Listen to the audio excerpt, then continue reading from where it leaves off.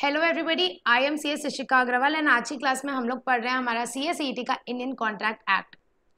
ठीक है मैम, आज की क्लास में हम लोग स्टार्ट करेंगे contingent contract which is given in section number 31। What do you mean bye contingent contract ma'am? अगर मैं आपको बोलूँ कंटिंजेंट कॉन्ट्रैक्ट क्या होता है तो सबसे पहले तो आप दोनों शब्दों को अलग अलग कर दो, कंटिंजेंट को अलग कर दो, कॉन्ट्रैक्ट को अलग कर दो। कॉन्ट्रैक्ट मतलब तो आपको पता है। अब सवाल ये उठता है ये कंटिंजेंट है किसकी एक्यूमुली? कंटिंजेंट क्या होता है? तो मैम आपको मैं बताना चाहती हूँ, जब आप किसी चीज को लेकर के फुल एंड फाइनल होते हैं कि हाँ ये तो करना ही है, मतलब दैट इज एब्सोल्यूट। और एब्सोल्यूट का जस्ट उल्टा होता है कंटिंजेंट। कंटिंजेंट मतलब वो होगा कि नहीं वो श्योर नहीं है अभी। ऐसा भी हो सकता है वो हो, ऐसा भी हो सकता है वो ना हो। मतलब किसी ना किसी फ्यूचर इवेंट के ऊपर उस कॉन्ट्रैक्ट का परफॉर्मेंस डिपेंड होता है। नहीं समझ में आया? चलिए एग्जांपल से समझते हैं। एक एग्जांपल लेते हैं मैम, जैसे कि ये है हमारी एक फैक्ट्री। आप सभी को पता है राहुल गांधी एक बिजनेस करते हैं। क्या बिजनेस करते हैं?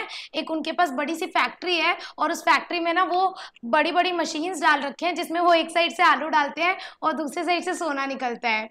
ठीक है, तो राहुल गांधी की एक फैक्ट्री है, ये है उनकी बड़ी सी ऑरेंज कलर की प्यारी सी फैक्ट्री। अब उनको क्या लगा, राहुल गांधी ने लगा यार इतनी बड़ी बड़ी मशीन्स चलती हैं यहाँ, हो सकता है कभी आग लग जाए, कभी कुछ हो जाए। तो राहुल गांधी ने क्या किया, इंश्योरेंस कंपनी के पास गए और उन्होंने उनसे ना अपनी कंपनी का फायर इंश्योरेंस करा लिया। राहुल गांधी ने अपनी फैक्ट्री का, ये जो फैक्ट्री है इसका कॉन्ट्रैक्ट हो गया फायर इंश्योरेंस इंश्योरेंस कंपनी के साथ। क्या? फायर इंश्योरेंस का। आपको पता है फायर इंश्योरेंस क्या होता है? फायर इंश्योरेंस एक ऐसा इंश्योरेंस होता है कि अगर गलती से मान के चलो इस फैक्ट्री में आग लग गई और ये फैक्ट्री पूरी जल भून के राख हो गई तो इंश्योरेंस कंपनी उसकी भरपाई करेंगी। इंश्योरेंस कंपनी पूरा जितना भी नुकसान हुआ होगा ना वो पूरा पैसा रिइंबर्स करेगी राहुल गांधी को।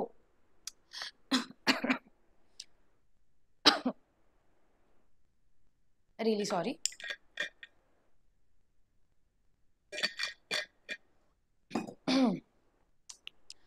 तो यहाँ क्या हो रहा है मैम?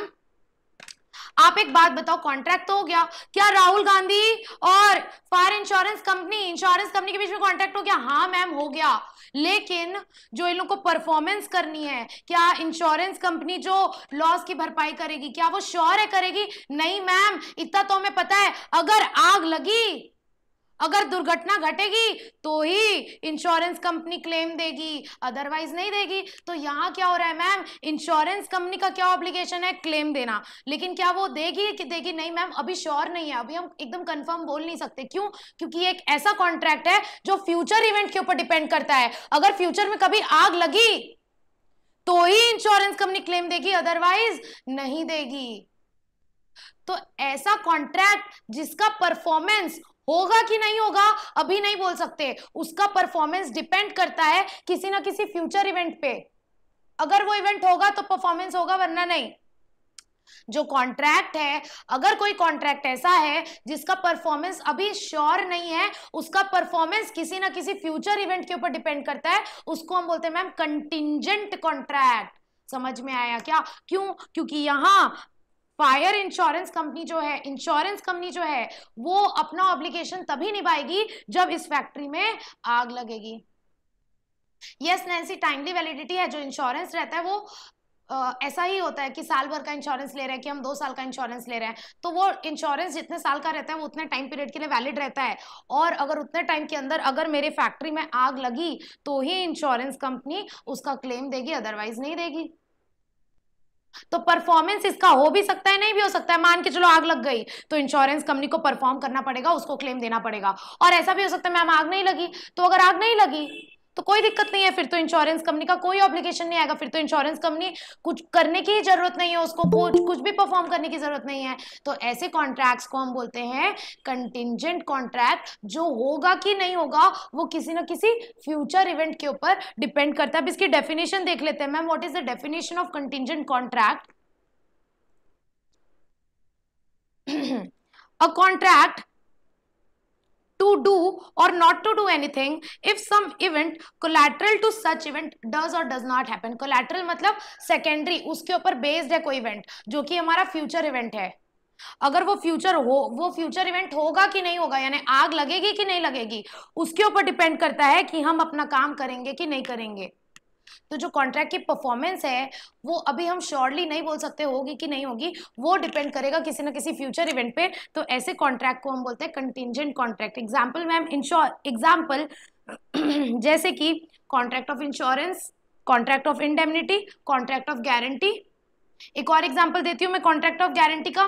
मान के चलो अब राहुल गांधी को अपने बिजनेस को बढ़ाना था, तो राहुल गांधी अपने बिजनेस को बढ़ाने के लिए, ये है हमारा राहुल गांधी, राहुल गांधी को अपने बिजनेस को बढ़ाना था, तो राहुल गांधी गया बैंक में लोन लेने,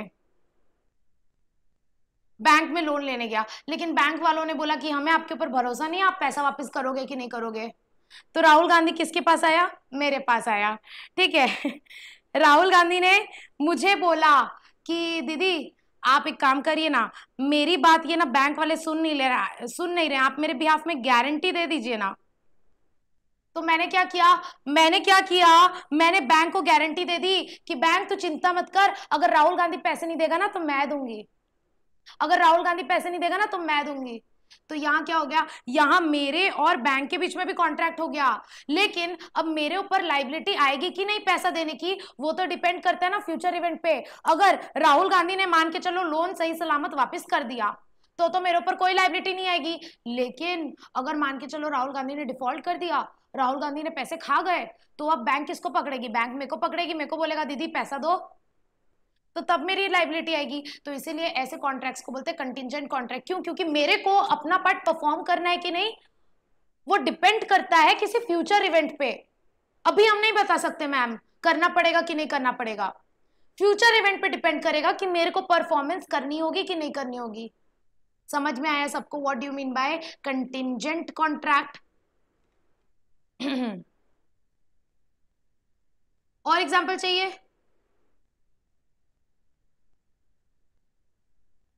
आपने भी नहीं दिया तो राहुल पूछ रहा है, मैंने भी नहीं दिया ना, तो वो इंश्योरेंस कंपनी दोनों के अगेंस्ट केस कर सकती है, राहुल गांधी के अगेंस्ट भी और मेरे अगेंस्ट भी। ठीक है, ओके, चलिए आगे बढ़ते हैं।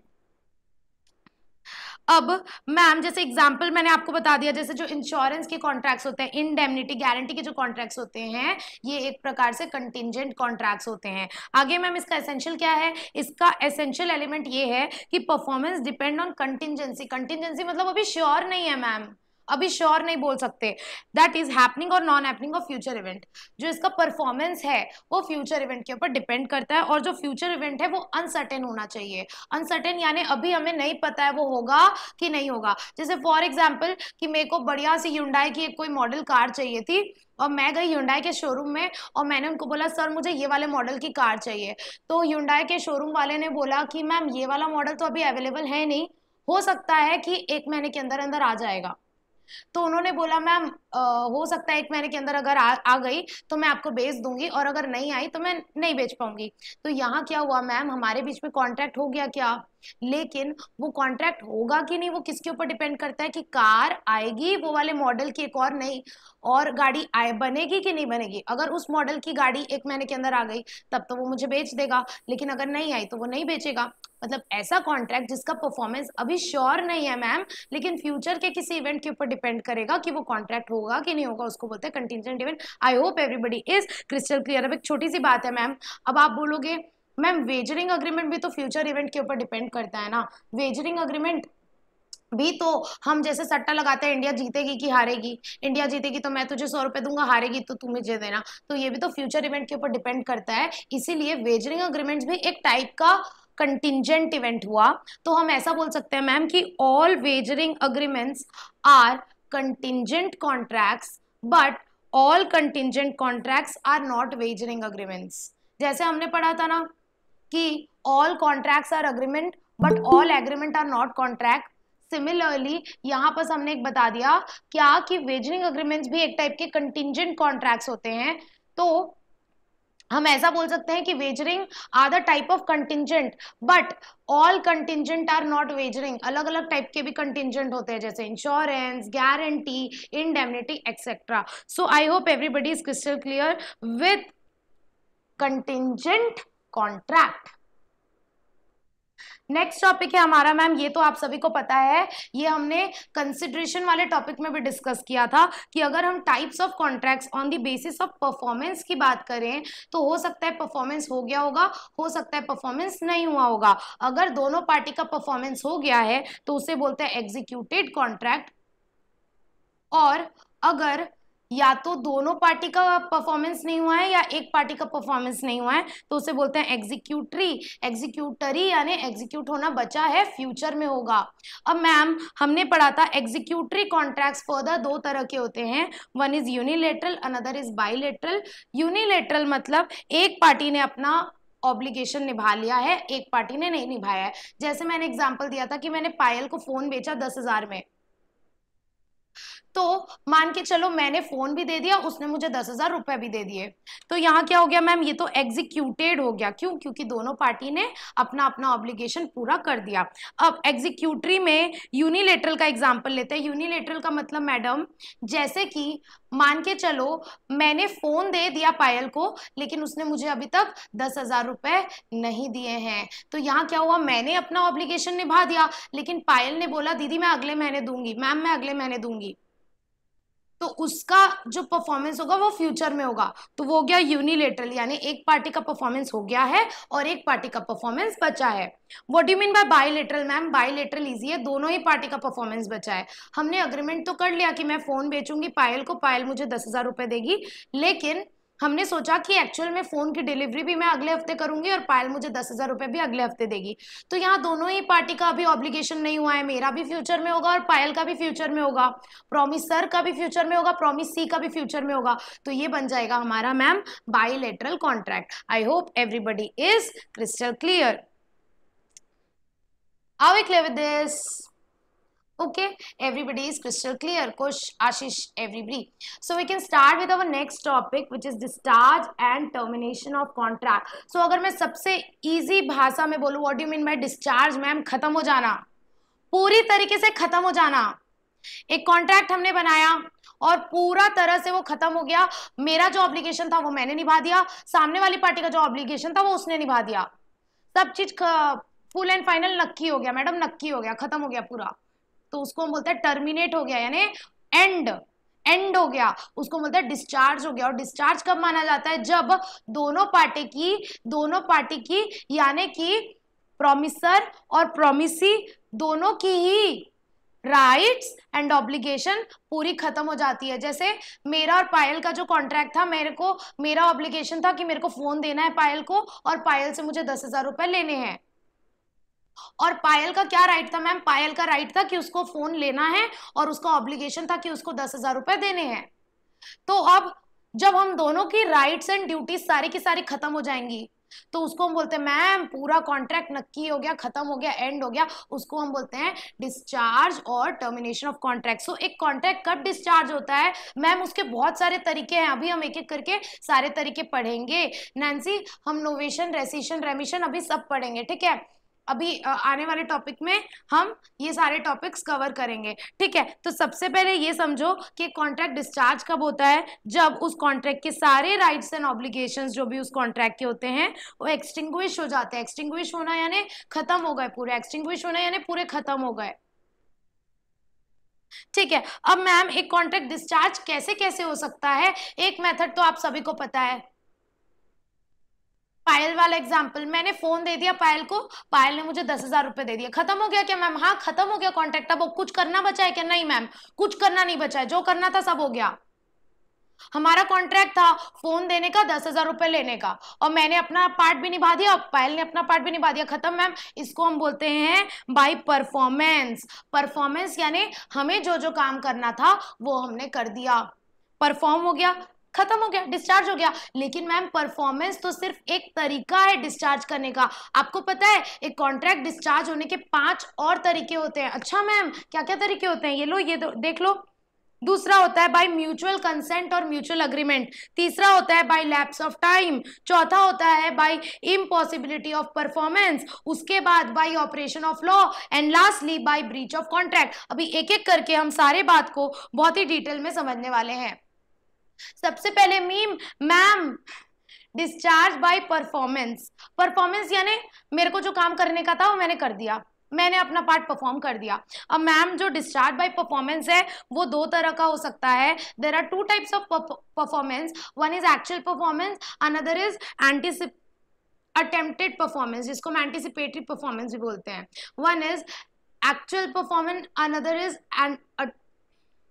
अटेम्प्टेड परफॉर्मेंस, ठीक है, actual performance and attempted performance. Actual performance यानी हो गया नक्की, मेरे को जो परफॉर्म करना था वो मैंने कर दिया। अटेम्प्टेड परफॉर्मेंस मतलब मैंने कोशिश की निभाने की, लेकिन सामने वाली पार्टी ने एक्सेप्ट ही नहीं किया। फॉर एग्जाम्पल कि मेरे और रिकी के बीच में कॉन्ट्रैक्ट हुआ एग्जीक्यूटिव पढ़ाने का, कंपनी लॉ। रिकी ने बोला मैम मैं आपकी फीस दे दूंगा, मैंने बोला ठीक है मैं आपको पढ़ा दूंगी कंपनी लॉ, ठीक है। और फिर क्या हुआ, मैंने बोला ठीक है रिकी हमारा क्लास टाइमिंग रहेगा शाम के 5 बजे, डेली आ जाना, मंडे टू सैटरडे शाम के 5 बजे हमारी क्लास होगी। और मैं 3 दिन से वेट कर रही हूँ, 5 बजे रिकी आ ही नहीं रहा है क्लास अटेंड करने के लिए कोई, तो मैं बोलूँगी फिर क्या हुआ, रिकी आया ही नहीं, 1 दिन नहीं आया, 2 दिन नहीं आया, 3 दिन नहीं आया, मैं क्या बोलूँगी रिकी को। अब फिर बाद में क्या रिकी मेरे अगेंस्ट केस कर सकता है कि मैम आपने तो मेरे साथ कॉन्ट्रैक्ट किया था कि आप मेरे को पढ़ाओगे, आपने तो मुझे नहीं पढ़ाया। मैं क्या बोलूँगी कि आप आए क्या क्लास लेने, मैं तो आई थी आपको पढ़ाने, आप ही नहीं आए, मेरी गलती थोड़ी है, हम तो देने को तैयार थे, हम तो क्लास लेने को तैयार थे, आपको पढ़ना ही नहीं था, आप आए ही नहीं। तो ये क्या होगा, मैंने अपना पार्ट निभाया, अगर सामने वाली पार्टी ने उसको लिया नहीं तो उसमें मेरी गलती नहीं है। समझ में आई क्या? तो इसे हम बोलते हैं अटेम्प्टेड परफॉर्मेंस, मतलब when a party offer to perform his obligation but the other party refuses to accept his obligation. अब मान के चलो कि वो जो अपना एग्जाम्पल था सल्लू भाई और शाहरुख भाई वाला, शाहरुख भाई ने ऑफर दिया था सल्लू भाई को कि क्या तुम मेरा बंगला 200 करोड़ में खरीदोगे, और सल्लू भाई ने बोला हाँ मैं तुम्हारा बंगला 200 करोड़ में खरीदूंगा, ठीक है। अब क्या हुआ, शाहरुख भाई ने बंगला दे दिया सलमान खान को, और जब सलमान खान 200 करोड़ रुपए लेके गए ऐसे झोली में भर के, मस्त बड़ी सी बैग में भर के लेके गए शाहरुख भाई के पास, तो शाहरुख भाई एक्सेप्ट ही नहीं किए। ले ना भाई, ले ले पैसे ले ले, शाहरुख भाई ने मना कर दिया, नहीं मैं लूंगा ही नहीं। तो अब हम कुछ कर सकते हैं क्या, हम तो दे रहे थे, अब शाहरुख भाई ने नहीं लिया तो वो कॉन्ट्रैक्ट वहीं डिस्चार्ज हो जाएगा। अब बाद में शाहरुख आके ये नहीं बोल सकता दे मेरे 200 करोड़ दे। तो हमने ट्राई किया हमारा पार्ट निभाने का, हमने अटेम्प्ट किया, सामने वाले ने करने ही नहीं दिया, सामने वाले ने एक्सेप्ट ही नहीं किया, तो उसमें हमारी गलती नहीं है, कॉन्ट्रैक्ट वहीं खत्म हो जाएगा। So even you have attempted performance then also contract will get discharge, but वो अटेम्प्ट सही तरीके से होना चाहिए, सही तरीके से यानी जैसा ऑफरर ने बोला है वैसा ही होना चाहिए, उड़ंग पुड़ंग नहीं करना है, ठीक है। 200 करोड़ बोला है तो आपको 200 करोड़ ही देने हैं। तो अगर आप अटेम्प्ट करते हो परफॉर्मेंस बट सामने वाला एक्सेप्ट नहीं करता है तो भी यहाँ क्या हो जाएगा, कॉन्ट्रैक्ट डिस्चार्ज हो जाएगा। I hope everybody is crystal clear. Next is discharge by mutual consent और mutual agreement. What do you mean by mutual consent और म्यूचुअल अग्रीमेंट, मतलब आपसी सहमति, आपसी सहमति। ये बंदा था प्रोमिसर, ये बंदा था प्रोमिसी, दोनों ने आपस में सहमति करके कॉन्ट्रैक्ट किया था ना, तो दोनों आपस में सहमति करके कॉन्ट्रैक्ट को तोड़ भी तो सकते हैं ना। जैसे मान के चलो हमारे मोदी जी और कौन, ममता दीदी, हमारे मोदी जी और ममता दीदी के बीच में कॉन्ट्रैक्ट हुआ था, दोनों ने बोला हमें एक दूसरे से शादी करनी है, तो दोनों एक दूसरे से शादी करने का कॉन्ट्रैक्ट कर लिया। बाद में दोनों का ही मन बदल गया, ममता दीदी को भी कोई और पसंद आ गया और मोदी को भी कोई और पसंद आ गया, तब दोनों ने म्यूचुअली मिलकर डिसाइड कर लिया नहीं नहीं अब नहीं करेंगे शादी, जो कॉन्ट्रैक्ट है ना इसको तोड़ देते हैं। जैसे डिवोर्स बेस्ट एग्जांपल, जो शादी होती है दोनों के बीच में कॉन्ट्रैक्ट हो जाता है हस्बैंड और वाइफ के बीच में, कई बार दोनों की नहीं बनती है या किसी ना किसी रीजन की वजह से, तो दोनों पार्टी म्यूचुअली मिलकर डिसाइड करते हैं कि हमें इस कॉन्ट्रैक्ट को तोड़ना है, यानी हमें शादी को तोड़ना है। तो क्या दोनों पार्टी म्यूचुअली मिलके कॉन्ट्रैक्ट में एंटर किए हैं तो वो लोग दोनों म्यूचुअली मिलके तोड़ भी तो सकते हैं ना, तो इसे हम बोलते हैं बाय म्यूचुअल कंसेंट और म्यूचुअल अग्रीमेंट। अच्छा मैम अब ये किस तरह से हो सकता है, तो ये तो बहुत, इसके 4 तरीके हैं, बेसिकली 5 है लेकिन उसको हमने कंपाइल करके 4 तरीकों में पढ़ेंगे। बेसिकली सबसे पहला होता है रेस्किशन। व्हाट डू मीन बाय रेस्किशन, रेस्किशन मतलब खत्म कर देना। सिंपली 2 लोगों की शादी हुई, मोदी और ममता दीदी की, और दोनों के बीच में नहीं जमी, तो दोनों ने म्यूचुअली मिलकर डिसाइड किया कि हम इस शादी को खत्म कर देंगे। दोनों ने म्यूचुअली मिलकर डिसाइड किया कि हम इस कॉन्ट्रैक्ट को खत्म कर देते हैं, एंड कर देते हैं। तो इसको हम बोलते हैं rescission. What do mean by rescission? मतलब सिंपली कैंसिलेशन ऑफ कॉन्ट्रैक्ट। दोनों पार्टी ने मिलकर के म्यूचुअली कैंसिल कर दिया। अब कई बार क्या होता है, दोनों पार्टी म्यूचुअली मिलके पुराने कॉन्ट्रैक्ट को खत्म करके एक नया कॉन्ट्रैक्ट बनाते हैं। पुराने कॉन्ट्रैक्ट को खत्म करके एक नया कॉन्ट्रैक्ट बनाते हैं। फॉर एग्जाम्पल मान के चलो, एक एग्जाम्पल देती हूँ मैं आपको। एक ब्लैंक पेज ले लेते हैं एंड यहाँ पर मान के चलो ये थे हमारे एक आदमी और इनका नाम था विराट कोहली। ठीक है, जिन लोगों को विराट कोहली पसंद है वो खुश हो जाना। ये कौन है? हमारा एक बंदा है, इसका नाम है विराट कोहली। अब विराट कोहली ने किसी एक मान के चलो फार्मर के साथ अग्रीमेंट किया। ये कौन है? फार्मर। कि मुझे ना तुमसे ना 2 किलो राइस खरीदना है और वो 2 किलो राइस का प्राइस है 5,000 रुपए। तो यहाँ विराट कोहली ने फार्मर के साथ अग्रीमेंट किया कि मुझे आपसे 2 किलो राइस खरीदना है 5,000 रुपए में। तो यहाँ दोनों के बीच में कॉन्ट्रैक्ट हो गया। हाँ मैम, हो गया। विराट कोहली को 2 किलो राइस मिलेगा और फार्मर को क्या मिलेगा? 5,000 रुपए। ठीक है, ये सारे काल्पनिक एग्जाम्पल हैं, कृपया रियल लाइफ से रिलेट ना करें। ठीक है, अब मान के चलो क्या हुआ, विराट कोहली घर गया, बीवी से बात किया अनुष्का शर्मा से, और अनुष्का ने बोला यार विराट, तुम्हें मुझसे पूछ तो लेना चाहिए एक बार, कितने चावल पड़े घर में तुम्हें पता है? चावल की जरूरत नहीं है, जाओ गेहूं लेकर के आओ। तो यहाँ पर क्या हुआ, विराट कोहली वापस आए इस फार्मर के पास और इस फार्मर को बोला कि फार्मर एक्चुअली ना मेरे से गड़बड़ी हो गई थी, एक काम करते हैं ये पुराना वाला कॉन्ट्रैक्ट खत्म कर देते हैं, मुझे ना तुमसे एक नया कॉन्ट्रैक्ट में एंटर करना है, मुझे ना तुमसे 2 किलो ना क्या चाहिए? गेहूं चाहिए, वीट चाहिए, मुझे आपसे वीट खरीदना है। कितने में? 5,000 में।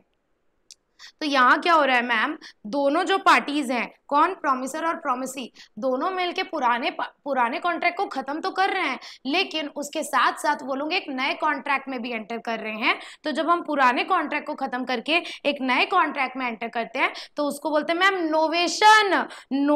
नोवेशन यानी in place of old contract parties enter into a new contract. तो नाम से ही समझ में आ रहा है मैम, नोवेशन मतलब कुछ नया, न्यू नोवेशन, न्यू मतलब न्यू कॉन्ट्रैक्ट में एंटर कर रहा है, पुराने कॉन्ट्रैक्ट को खत्म करके न्यू कॉन्ट्रैक्ट में एंटर कर रहे हैं। Easy PG. आगे बढ़ते हैं मैम। थर्ड पॉइंट, ऑल्टरेशन यानी हम कॉन्ट्रैक्ट की किसी न किसी टर्म्स एंड कंडीशंस में चेंजेस कर रहे हैं। अब मान के चलो कि ये है एक बंदा जिसका नाम है शर्मा जी, और ये है एक बंदा जिसका नाम है वर्मा जी। वर्मा जी का चाट का ठेला है, गुपचुप चाट। ठीक है, हमारे वर्मा जी मस्त टेस्टी गुपचुप चाट बनाते हैं, मस्त एकदम तीखा पनीर के साथ। तो क्या हुआ, वर्मा जी होम डिलीवरी करते थे, तो वर्मा जी को फोन करके बोला वर्मा जी एक ऑर्डर बुक करो, मेरे घर में ना लड़की वाले मुझे देखने आ रहे हैं, इसीलिए आप ना 10 प्लेट चाट पैक कर देना और उसको ना शाम के 5 बजे डिलीवर करवा देना। बदले में मैं आपको 10 प्लेट का मान के चलो 500 रुपए होगा, वो मैं 500 रुपए आपको दे दूंगा। तो यहाँ क्या हो गया, यहाँ शर्मा जी और चाट वाले भैया के बीच में क्या हो गया, कॉन्ट्रैक्ट हो गया। अब क्या हुआ कि लड़की वालों ने बोला कि हम ना आज नहीं कल आएंगे।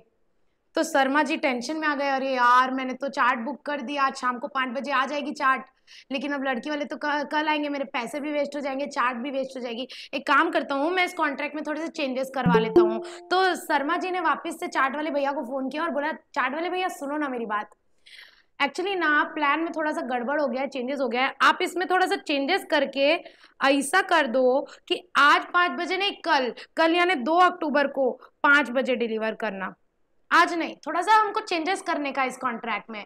तो जब हम किसी कॉन्ट्रैक्ट के कुछ किसी भी टर्म्स एंड कंडीशंस में चेंजेस करते हैं ना, तो उससे क्या होता है, जो पुराना कॉन्ट्रैक्ट होता है वो अपने आप डिस्चार्ज हो जाता है, खत्म हो जाता है, और उसकी जगह जो ऑल्टर्ड कॉन्ट्रैक्ट है वो एग्जिस्टेंस में आ जाता है। तो जब भी हम कॉन्ट्रैक्ट की किसी भी टर्म्स एंड कंडीशंस में, चाहे वो प्लेस को लेकर के, चाहे वो क्वालिटी को लेकर के, चाहे वो क्वांटिटी को लेकर के, टाइम को लेकर के, किसी भी चीज को लेकर के, जब हम कॉन्ट्रैक्ट के टर्म्स एंड कंडीशंस में चेंजेस करते हैं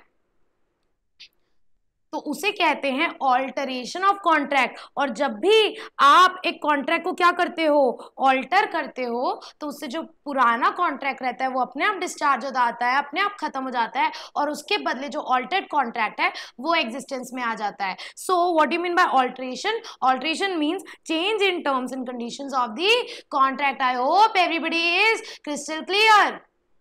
मैम नोवेशन में भी तो यही था ना, हम चेंज कर रहे थे। नहीं नहीं, नोवेशन में था, लेकिन नोवेशन में ना वो लोग नॉर्मली क्या होता है, नोवेशन में वो लोग पुराने कॉन्ट्रैक्ट को पूरी तरीके से खत्म कर देते हैं और उसके बदले एक फ्रेश न्यू कॉन्ट्रैक्ट में एंटर करते हैं। ऑल्ट्रेशन में बोल रहा है कि आप पुराने कॉन्ट्रैक्ट को खत्म नहीं कर रहे हो, लेकिन आप अगर कोई टर्म्स एंड कंडीशंस में भी चेंजेस कर रहे हो ना, तो हम ये मानेंगे कि टर्म्स एंड कंडीशन जो चेंज्ड वाला है उसको अपने आप में एक न्यू कॉन्ट्रैक्ट मानेंगे, उसको एक अलग कॉन्ट्रैक्ट मानेंगे, और जो पुराना वाला कॉन्ट्रैक्ट था वो खत्म हो जाएगा। थोड़ा एक minor thin line of difference है नोवेशन और ऑल्ट्रेशन के बीच में। बस मॉडिफिकेशंस होंगे ना। हाँ बट मैम जो आपने राइस वाला एग्जांपल दिया था, उसमें ले तो बाद में भी वो राइस ही रहा है ना, बस क्वांटिटी उसने कम कर दी थी। अच्छा हाँ, बीट दिया था, ठीक है ठीक है। देखो दोनों के बीच में थिन लाइन ऑफ डिफरेंस है। वेरी गुड, लाइट आ गई, अब मुझे गर्मी में नहीं बैठना पड़ेगा। सो द थिंग वाज कि देखो नोवेशन में क्या होता है, पुराने कॉन्ट्रैक्ट की एग्जिस्टेंस ही खत्म कर देता है, पार्टीज खुद ही नए कॉन्ट्रैक्ट में एंटर करते हैं। ऑल्ट्रेशन में ये बोला गया है कि अगर पार्टीज पुराने कॉन्ट्रैक्ट को खत्म नहीं कर रहे हैं, टर्म्स एंड कंडीशंस चेंज भी कर रहे हैं ना, तो भी पुराना कॉन्ट्रैक्ट अपने आप खत्म हो जाएगा, और जो चेंज वाला कॉन्ट्रैक्ट है उसको अपने आप में एक न्यू कॉन्ट्रैक्ट का दर्जा दिया जाएगा। इफेक्ट दोनों का, हाँ बोलिए। हम ये बोल सकते हैं काउंटर ऑफर भी आएगा ऑल्ट्रेशन में। हाँ देखो, काउंटर ऑफर कब होता है, जब एक्सेप्टेंस ही नहीं हुआ है और आप काउंटर ऑफर कर रहे हो। यहाँ पर क्या हो रहा है, हम कॉन्ट्रैक्ट को ही पूरा चेंज कर रहे हैं। ठीक है, आपका डाउट बिल्कुल सही है। काउंटर ऑफर तब होता है जब हमने एक्सेप्टेंस नहीं दी और हम काउंटर ऑफर दे रहे हैं। यहाँ तो एक्सेप्टेंस वगैरह सब हो चुकी थी, कॉन्ट्रैक्ट बन चुका था, अब दोनों म्यूचुअल अग्रीमेंट के साथ चेंज कर रहे हैं। दोनों ने बोला अच्छा चल ठीक है चेंज कर लेते हैं, समझे। यहाँ पर क्या हो रहा है, यहाँ पर दोनों ने बोला, फार्मर ने भी बोला हाँ ठीक है चलो राइस के बदले वीट ले लो, और विराट कोहली ने बोला, मतलब दोनों पार्टी म्यूचुअली अग्री करते हैं। अगर मान के चलो विराट कोहली ने बोला कि अब मुझे वीट चाहिए और फार्मर ने मना कर दिया, तो वो ऑल्ट्रेशन नहीं होगा। ऑल्ट्रेशन तब होता है जब दोनों पार्टी म्यूचुअली अग्री करते हैं, दोनों पार्टी ने हाँ बोल दिया ठीक है मुझे कोई दिक्कत नहीं है, ऑल्टर कर लेते हैं, ऐसा। देखो नोवेशन और ऑल्ट्रेशन का इफेक्ट सेम हो रहा है, लेकिन पार्टीज का करने का तरीका अलग अलग है। नोवेशन में पार्टीज अपने आप ही पूरा खत्म कर दे रहे हैं, ऑल्ट्रेशन में वो लोग खुद से खत्म नहीं कर रहे, वो लोग ऑल्टर कर रहे हैं, लेकिन लॉ अपने आप ही उसको खत्म करके ऑल्टर्ड वाले को एक नया कॉन्ट्रैक्ट का दर्जा दे देता है। तो इफेक्ट दोनों का सेम हो रहा है, क्या कि पुराना कॉन्ट्रैक्ट डिस्चार्ज हो जा रहा है और एक नया कॉन्ट्रैक्ट एग्जिस्टेंस में आ रहा है। समझ में आया? Yes ma'am. Okay, so next point is, last point is रेमिशन और वेवर। रेमिशन और वेवर का मतलब है कि माफ कर देना या कुछ छूट दे देना सामने वाले को, कुछ कम एक्सेप्ट कर लेना। जैसे मान के चलो अपना वो सल्लू भाई वाला एग्जाम्पल, कौन सा था सल्लू भाई वाला एग्जाम्पल, कि सल्लू भाई ने, ये वाला एग्जाम्पल, शाहरुख भाई ने बोला कि मेरे को अपना बंगला बेचने का है, बदले में तुम मेरे को 200 करोड़ देगा। तो सल्लू भाई ने बोला ठीक है, लेकिन मैं ये जो तुम्हारा पैसा है ये बाद में दूंगा। अब मान के चलो शाहरुख भाई को एकदम अर्जेंट पैसों की नीड आ गई, तो शाहरुख भाई ने बोला अरे मैंने तेरे को बंगला बेचा था, चल मेरा 200 करोड़ निकाल। तो सल्लू भाई ने बोला यार अभी ना मेरे पास उतने पैसे नहीं है, एक्चुअली ना अभी मेरे पास सिर्फ 150 करोड़ है। तो शाहरुख भाई ने बोला चल ठीक है, तू मेरा बेस्ट फ्रेंड है ना, इसलिए ना मैं तेरे को थोड़ी सी माफ दे रही हूँ, तेरे को मैं थोड़ी सी छूट दे रहा हूँ, मतलब चल ठीक है तेरे लिए मैं ना 50 करोड़ माफ कर दे रहा हूँ, तू मेरे को सिर्फ 150 करोड़ दे दे, मेरे को चलेगा। तो यहाँ क्या हो रहा है मैम, शाहरुख भाई ने कम कंसिडरेशन एक्सेप्ट किया। उसको कायदे से कितना पैसा मिलने का था, 200 करोड़। उसने बोला चल ठीक है मैं थोड़ा माफ कर दे रहा हूँ तेरे को, मेरे को सिर्फ 150 दे दे, नक्की हो जाएगा, पूरा अपना मामला खत्म हो जाएगा, 50 रुपए मैं छोड़ दे रहा हूँ तेरा, माफ कर दे रहा हूँ। तो अब क्या होगा, जैसे ही सल्लू भाई 150 करोड़ दे देंगे वो कॉन्ट्रैक्ट वहीं खत्म हो जाएगा, वो कॉन्ट्रैक्ट वहीं खत्म हो जाएगा। क्यों? बचा कुचा 50 करोड़ देने के लिए अब सलमान भाई लायबल नहीं है। क्यों? क्योंकि शाहरुख भाई ने उसको माफ कर दिया, उसको उतना डिस्काउंट दे दिया। तो इसे हम बोलते हैं, क्या बोलते हैं, वेवर करना या रेमिशन करना। आई hope everybody is crystal clear. तो यहाँ पर भी क्या होता है, जब हम सामने वाली पार्टी को रेमिशन दे देते हैं तो कॉन्ट्रैक्ट अपने आप खत्म हो जाता है। जैसे ही सल्लू भाई 150 करोड़ रुपए देंगे कॉन्ट्रैक्ट अपने आप खत्म हो जाएगा, अपने आप डिस्चार्ज हो जाएगा। समझ में आया सबको?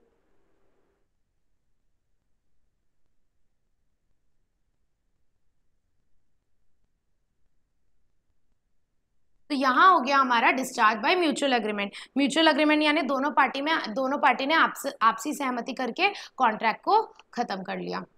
आगे बढ़ते हैं। Next point is discharge bye lapse of time. Discharge by lapse of time यानी टाइम खत्म हो जाना। जैसे मान के चलो मैंने गुपचुप वाले भैया को बोला था कि भैया भैया, मैंने नहीं, किसने बोला था, शर्मा जी ने चाट वाले भैया को बोला था कि चाट वाले भैया आज शाम को मेरे को लड़की वाले देखने आने वाले हैं, तो आप आज शाम को याद से टेस्टी टेस्टी चाट बना के डिलीवर कर देना। अब मान के चलो वर्मा जी के कान थोड़े से ढीले थे, उनको सुनाई दिया कि 1 हफ्ते बाद डिलीवर करना है। अब अगर 1 हफ्ते बाद वर्मा जी चाट लेकर के आएंगे तो क्या वर्मा जी उसको एक्सेप्ट करेंगे? नहीं मैडम, नहीं करेंगे। क्यों? क्योंकि शर्मा जी बोलेंगे यार क्या है तुम्हारा नाटक, मैंने आज शाम को 5 बजे मंगवाया था, लड़की वाले निराश होकर चले गए, रिश्ता कैंसिल कर दिया तुम्हारी वजह से, अब क्या करूं मैं तुम्हारी चाट का, सर पे से जाऊं? तो वो क्या करेगा, वो एक्सेप्ट नहीं करेगा उसको। यानी कि अगर कॉन्ट्रैक्ट करने का कोई टाइम दिया गया है तो भैया उसी टाइम के अंदर करो ना। अगर उस टाइम के अंदर आपने नहीं किया तो वो ऑटोमेटिकली क्या हो जाएगा, खत्म हो जाएगा। आज शाम को 5 बजे लाना था, मतलब आज शाम को 5 बजे लाना है, अगले हफ्ते लाओगे तो हम एक्सेप्ट नहीं करेंगे। तो अगर कॉन्ट्रैक्ट करने का टाइम खत्म हो जाता है, अगर कॉन्ट्रैक्ट करने के लिए कोई कॉन्ट्रैक्ट परफॉर्म करने के लिए कोई टाइम दिया गया है और वो टाइम निकल गया, आपने परफॉर्म नहीं किया, तो भी वो टाइम के खत्म होते ही आपका कॉन्ट्रैक्ट ऑटोमेटिकली डिस्चार्ज हो जाएगा। समझ में आया सबको? जैसे वो एक और एग्जांपल था अपना मुकेश अंबानी वाला। मुकेश अंबानी के बेटी की शादी थी, कब थी, आज 1 अक्टूबर को रात के 10 बजे शादी थी। तो उन्होंने नेहा कक्कड़ को गाना गाने के लिए बुलाया था।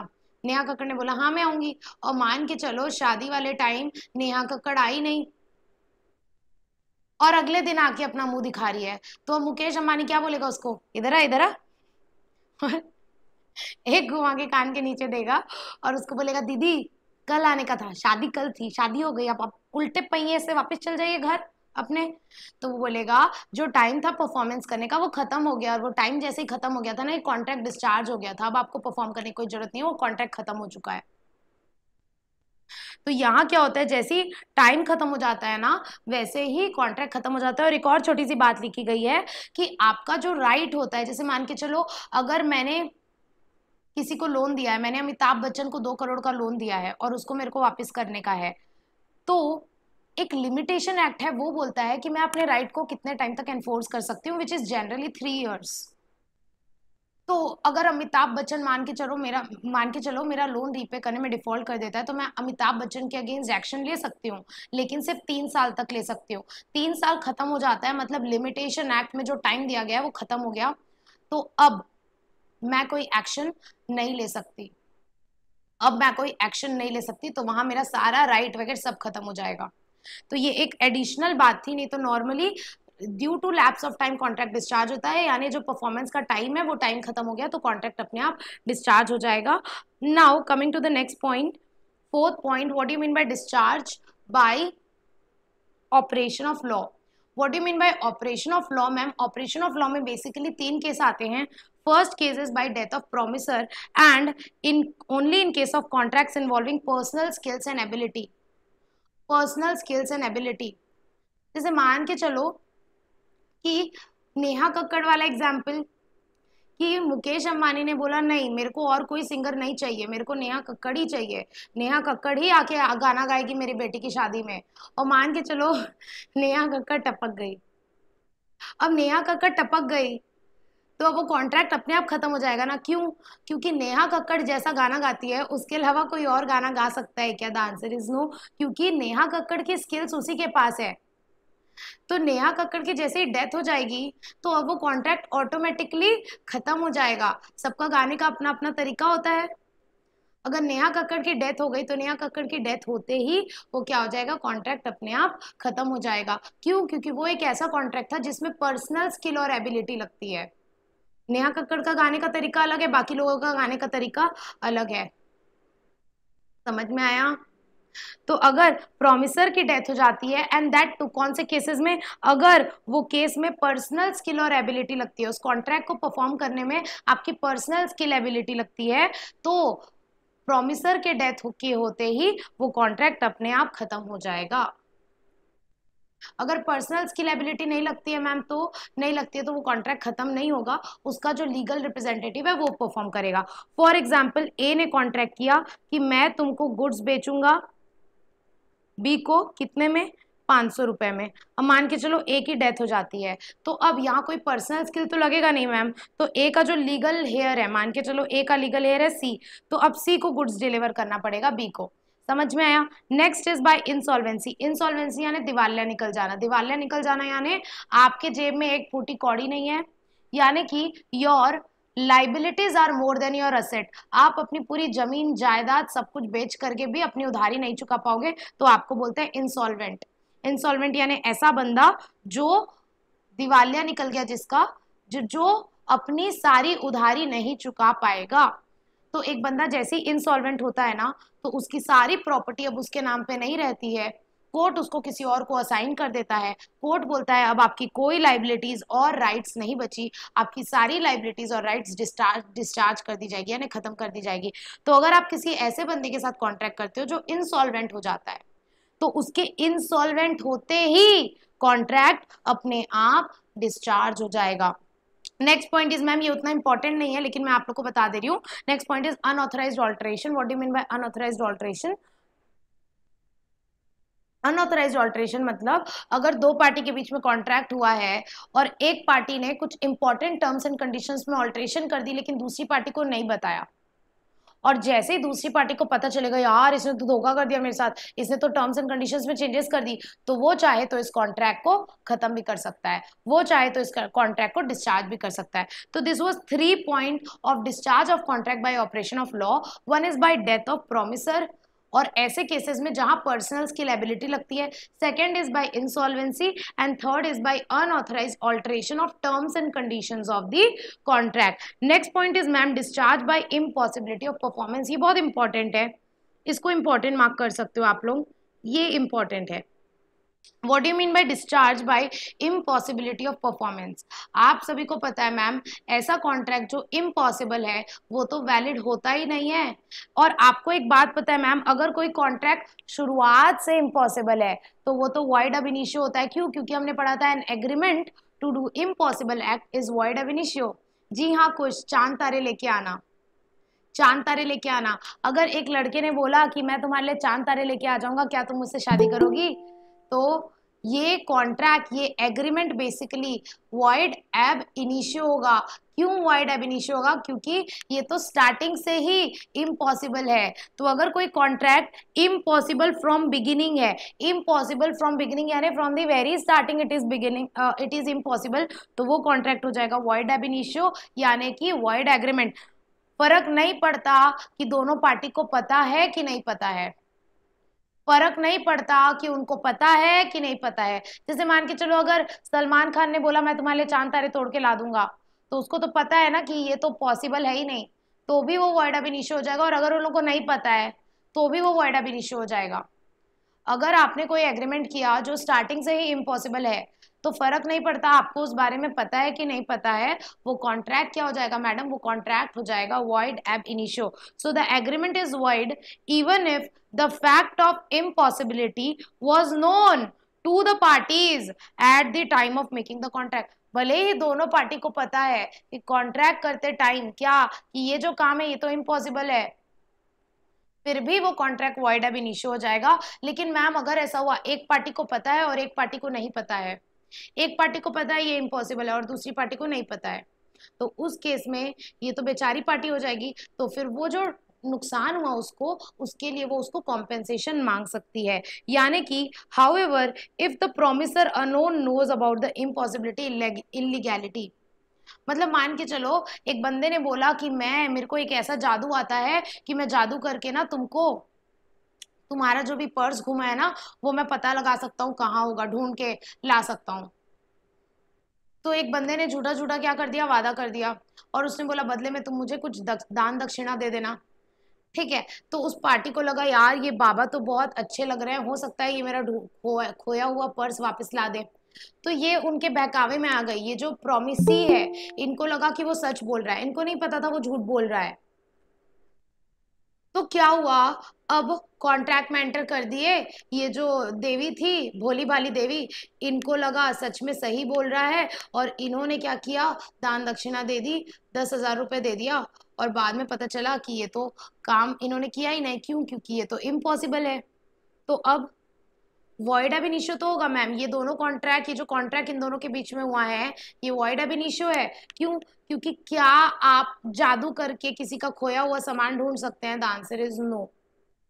तो इम्पॉसिबल है फ्रॉम द वेरी बिगनिंग। तो ये तो हो गया वॉइड एब इनिशियो। अब सवाल ये उठता है कि ये जो दीदी को नुकसान हुआ है क्या ये इसकी भरपाई ले सकती है? The answer is yes. अगर आपको कोई लॉस होता है, आपको कोई चोट पहुंचती है, कोई डैमेजेस होता है,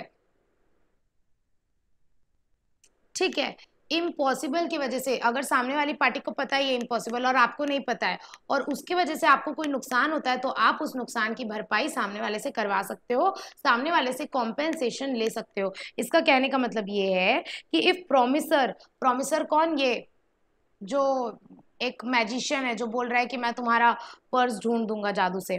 तो if a promisor alone knows about the impossibility and the promisor might have known with reasonable diligence, या तो प्रोमिसर को पता है या तो प्रोमिसर पता कर सकता था, उस केस में promisor have to compensate promisee for his loss even if the agreement is void ab initio. इसका मतलब ये है कि भले ही एग्रीमेंट वॉइड अब इनिशियो है, लेकिन अगर आपकी वजह से सामने वाली पार्टी को कोई नुकसान हुआ है तो उस नुकसान के लिए आपको कॉम्पेंसेशन देना पड़ेगा।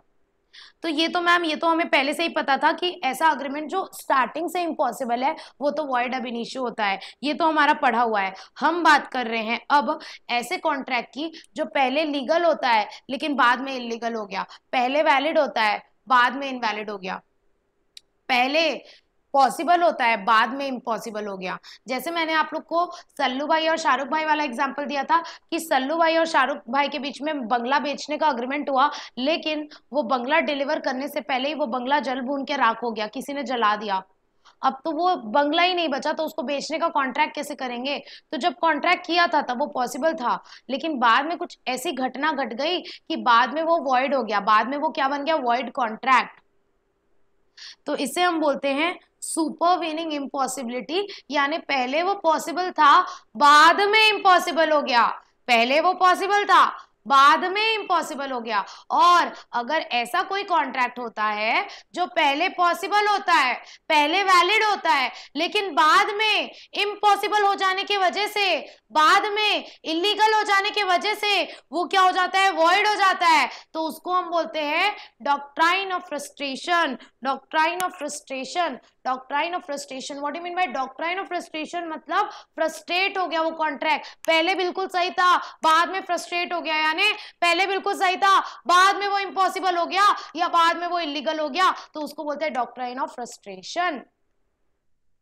तो ऐसे ही कॉन्ट्रैक्ट में जब कोई कॉन्ट्रैक्ट फ्रस्ट्रेट हो जाता है, इम्पॉसिबल हो जाता है या इलीगल हो जाता है, तो वो कॉन्ट्रैक्ट अपने आप डिस्चार्ज हो जाता है।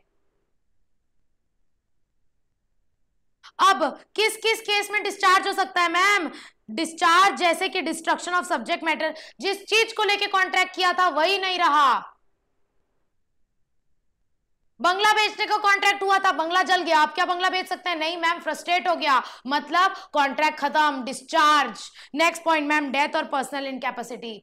मोदी जी और ममता दीदी के बीच में शादी का कॉन्ट्रैक्ट हुआ था कि हम 31 दिसंबर को मंदिर में जाके 5 बजे शादी करेंगे, और क्या हुआ? 1 दिसंबर को दीदी टपक गई। अब क्या शादी हो सकती है? नहीं मैम, अब तो पॉसिबल ही नहीं है, अब तो इम्पॉसिबल हो गया। तो डेथ की वजह से वो क्या हो जाएगा, वो कॉन्ट्रैक्ट फ्रस्ट्रेट हो जाएगा, फ्रस्ट्रेट हो जाएगा यानी अपने आप डिस्चार्ज हो जाएगा। इसको हम बोलते हैं डॉक्ट्राइन ऑफ फ्रस्ट्रेशन। ये किस किस वजह से हो सकता है मैम? पहला, डिस्ट्रक्शन ऑफ सब्जेक्ट मैटर, सामान नहीं रहा जिस सामान को लेकर के कॉन्ट्रैक्ट किया था। दूसरा, डेथ और पर्सनल इनकैपेसिटी, वो डेथ हो गई दीदी, या तो दीदी पागल हो गई या दीदी को जेल हो गई, तो अब क्या हो सकता है, अब तो कॉन्ट्रैक्ट पॉसिबल नहीं है, अब तो इम्पॉसिबल हो गया। तो क्या हो जाएगा, जैसे ही वो कॉन्ट्रैक्ट पहले पॉसिबल था लेकिन बाद में वो इम्पॉसिबल हो गया, तो उसको बोलेंगे वो फ्रस्ट्रेट हो गया और वो कॉन्ट्रैक्ट वहीं के वहीं डिस्चार्ज हो जाएगा, खत्म हो जाएगा।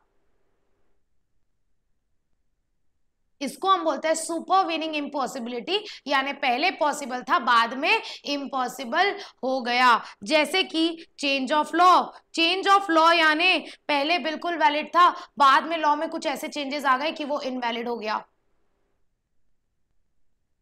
जैसे कि वो पाकिस्तानी वाला था, अच्छा वो तो वॉर वाले में आ जाएगा। जैसे मान के चलो मैंने कुछ बेचने का कॉन्ट्रैक्ट किया, मान के चलो मैंने लकड़ी बेचने का कॉन्ट्रैक्ट किया, एक पर्टिकुलर टाइप की लकड़ी थी, मैंने उसको बेचने का कॉन्ट्रैक्ट किया, लेकिन वो जब लकड़ी डिलीवर करने ही वाली थी मैं, उससे पहले क्या हुआ, गवर्नमेंट का एक नोटिफिकेशन आया और गवर्नमेंट ने वो जो लकड़ी मैं बेचने वाली थी उसके बेचने में बैन लगा दिया। तो अब क्या हुआ मैम, लॉ चेंज हो गया और उस लॉ के चेंज होने की वजह से अब ये काम इलीगल हो गया। क्यों? पहले तो लीगल था, पहले बैन नहीं हुई थी, मैंने कॉन्ट्रैक्ट में एंटर की, लेकिन जब मैं परफॉर्मेंस करने वाली थी उससे पहले ही गवर्नमेंट ने उसको क्या कर दिया, इलीगल कर दिया। तो अब तो वो इलीगल हो गया, लॉ के चेंज होने की वजह से। पहले वो लीगल था, अब वो इलीगल हो गया, मतलब जैसे ही गवर्नमेंट ने उस काम को इलीगल डिक्लेयर कर दिया, अब मैं उसको नहीं कर सकती, अब वो क्या हो जाएगा, फ्रस्ट्रेट हो जाएगा, वहीं के वहीं वो कॉन्ट्रैक्ट क्या हो जाएगा, डिस्चार्ज हो जाएगा, खत्म हो जाएगा। Next point ma'am, declaration of war. मैंने पाकिस्तानी के साथ अग्रीमेंट किया कि मैं तुमको अगले महीने 1 किलो सीमेंट भेजूंगी, तुम मुझे बदले में उसके पैसे दे देना, 1 करोड़ रुपए।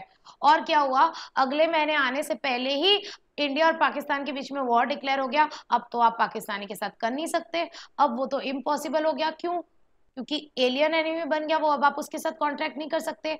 तो अब क्या हुआ मैम, वॉर डिक्लेयर होने की वजह से अब वो काम इम्पॉसिबल हो गया। पहले वो पॉसिबल था, अब वो इम्पॉसिबल हो गया मैम, अब नहीं कर सकते। तो जैसे ही वो इम्पॉसिबल हो गया वैसे ही वो माना जाएगा वो फ्रस्ट्रेट हो गया और वो कॉन्ट्रैक्ट अपने आप खत्म हो जाएगा, अपने आप डिस्चार्ज हो जाएगा। I hope everybody is crystal clear. Amisha बोल रही मैम कुछ ज्यादा महंगा नहीं है सीमेंट। अरे मेरे माइंड में जो आता है मैं बोल देती हूँ, सीमेंट का मेरे को रेट नहीं पता, ठीक है, दिल पे मत लो। मैम डॉक्ट्राइन मतलब क्या होता है? डॉक्ट्राइन यानी ऐसा प्रिंसिपल जो कोर्ट ने स्टैब्लिश किया है। कुछ ना कुछ देखो लॉ में लिखा नहीं रहता है, लेकिन कोर्ट अलग अलग केसेस की वजह से, अलग अलग सिचुएशंस के होने वजह से कुछ प्रिंसिपल स्टैब्लिश कर देती है, तो उन प्रिंसिपल्स को बोला जाता है डॉक्ट्रिन, डॉक्ट्राइन। जो भी डॉक्ट्राइन मतलब बेसिकली प्रिंसिपल्स, जैसे आप एक प्रिंसिपल बना लेते हो ना कि इस चीज को ऐसा करना चाहिए, वैसे ही हमारे कंट्री में जो कोर्ट्स हैं वो अलग अलग केसेस के बेसिस पे कुछ ना कुछ प्रिंसिपल्स बना देती है। तो doctrine means simply principles. Okay ma'am. Okay, तो यहाँ एक बात है मैम कि अगर एक्चुअल में इम्पॉसिबल हो गया तो समझ में भी आता है, बंगला जल गया तो समझ में भी आता है कि वो कॉन्ट्रैक्ट फ्रस्ट्रेट हो गया, कॉन्ट्रैक्ट खत्म हो गया। क्यों? क्योंकि बंगला नहीं बेच सकते। लेकिन कुछ कुछ केसेस ऐसे हैं जहां हम ये नहीं मानते कि इम्पॉसिबल हो गया, जैसे कमर्शियल इम्पॉसिबिलिटी। कमर्शियल इम्पॉसिबिलिटी यानी बिजनेस से रिलेटेड अगर आपको इम्पॉसिबिलिटी आ रही है, जैसे आपको नुकसान हो रहा है, आपने पहले किसी को बोला था कि मैं तुमको 10 बोरी सीमेंट 10,000 में दे दूंगा, लेकिन क्या हुआ, आपके पास खुद सीमेंट खत्म हो गई और अब आपको किसी और से मार्केट में आज के दिन खरीदने जा रहे हो तो 12,000 में मिल रही है। तो अब आप सामने वाले को बोल सकते हो क्या कि नहीं नहीं मैं ना इम्पॉसिबल हो गया, मैं नहीं परफॉर्म कर पाऊंगा, ऐसा बोल सकते हो क्या? The answer is no. आपने किया है कॉन्ट्रैक्ट, अब आप लेके दो, आप 12,000 में लो, आप नुकसान भुगतो। इम्पॉसिबल तो नहीं हुआ है ना मैम, आपको नुकसान होगा ज्यादा से ज्यादा, होना तो पॉसिबल है ना। सीमेंट तो आप अभी भी बेच सकते हो, आप जहां से भी लाओ, बहुत सारी जगह सीमेंट मिलता है, खरीद के बेच दो। द आंसर इज कि अगर आपकी कोई कमर्शियल इम्पॉसिबिलिटी होती है तो उसको हम इम्पॉसिबिलिटी नहीं मानते हैं, क्योंकि वो जेन्युइन रीजन नहीं है। आप ऐसा नहीं बोल सकते कि मेरे को धंधा में नुकसान हो जा रहा है, मेरे को बिजनेस में इम्पॉसिबल हो गया बेचना, मैं तुमको नहीं बेचूंगा, ये बोल के आप कॉन्ट्रैक्ट खत्म नहीं कर सकते। So commercial possibility is not a valid reason. You can not say कि कमर्शियली बिजनेस, कमर्शियली यानी बिजनेस, बिजनेस में ये इम्पॉसिबल हो गया, तो ऐसे आप नहीं बोल सकते, उसको हम इम्पॉसिबल नहीं मानते हैं। उस केस में बिल्कुल कॉन्ट्रैक्ट जो है वो वैलिड ही रहता है। Next is difficulty of performance.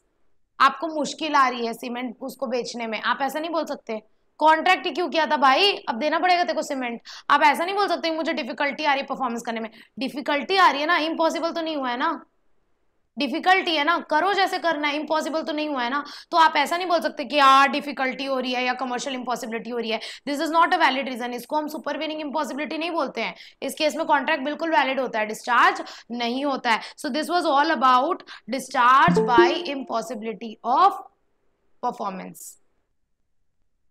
Aditya, हमारी क्लास खत्म हो गई है, आप कल से 4:30 बजे आइएगा, आप बहुत लेट आए हैं। ओके तो यहाँ पर कंप्लीट होता है ma'am discharge by impossibility of performance, जिसमें हमने पढ़ा कि एक होता है जो स्टार्टिंग से ही इम्पॉसिबल होता है, जिसको हम बोलते हैं इम्पॉसिबल फ्रॉम द बिगिनिंग, वो तो वॉइड एब इनिशियो होता है। नेक्स्ट मैम सुपरवीनिंग इम्पॉसिबिलिटी, यानी जो पहले वैलिड रहता है बाद में इनवैलिड हो जाता है, बाद में इम्पॉसिबल हो जाता है या बाद में इलीगल हो जाता है।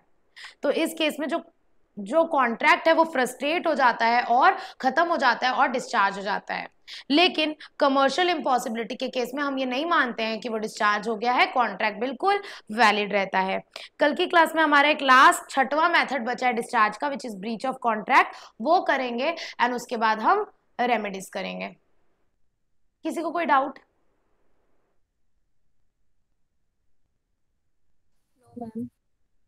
एनीबडी?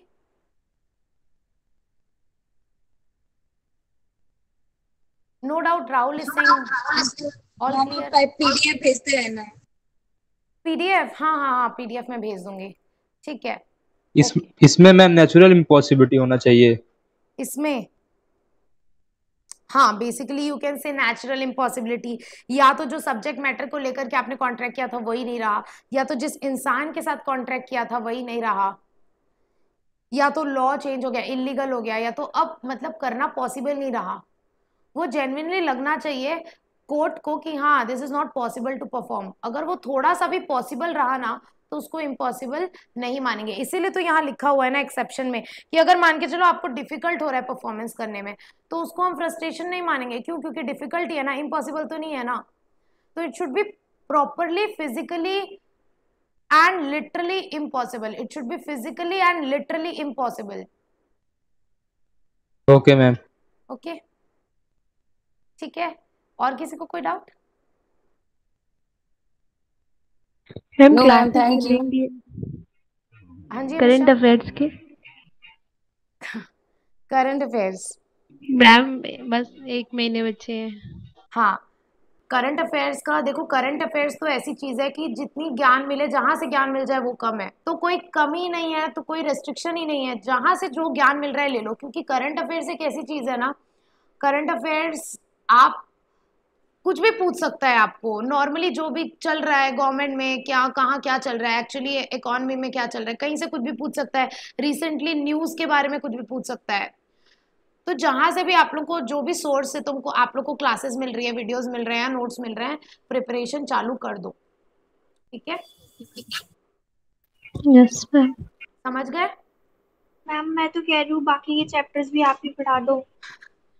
एक्चुअली उतना समय नहीं है, नहीं तो मैं पढ़ा देती। और मेन हाँ मैम, आप करंट अफेयर पढ़ा दो।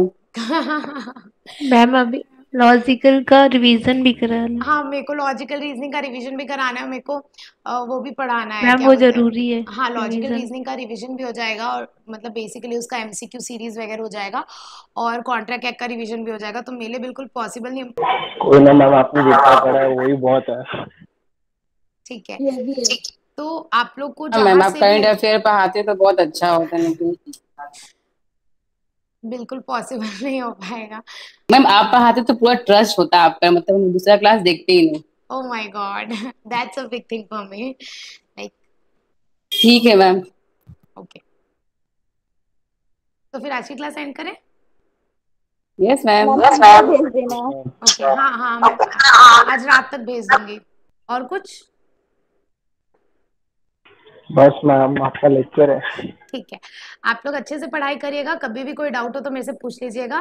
Take care everybody, give your 100%, work hard, study well, take care, bye bye. Thank you ma'am for the motivation. Thank you, bye bye bye. Bye bye ma'am, thank you.